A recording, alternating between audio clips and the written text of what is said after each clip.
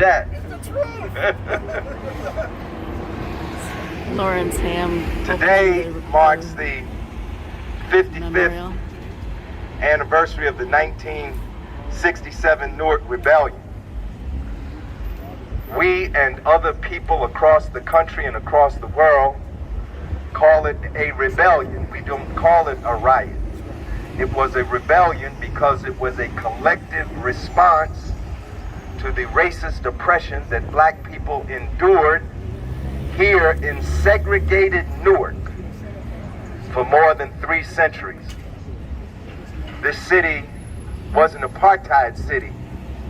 At one point, it was a predominantly black city, and up until 1960, we didn't have any black political representatives.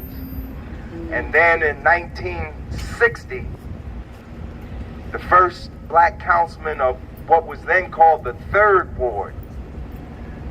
Most of y'all not old enough to remember that, when the wards had numbers and not names.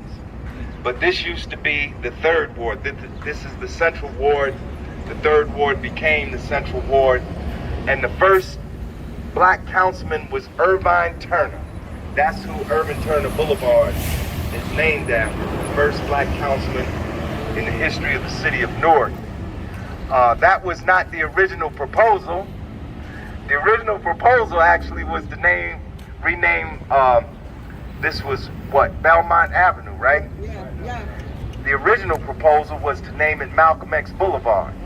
That was the proposal that was put forward to the city council in 1972.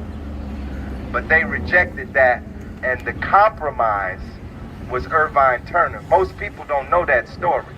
They see Irvine Turner and they just accept it. But I'm a living witness. I'm not speaking here in the 3rd person. I'm speaking in the 1st person.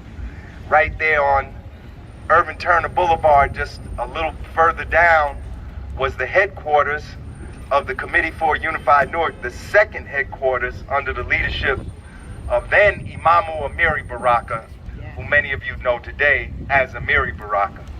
But back then they had 2 headquarters. One was at 502 High Street, which is now Martin Luther King.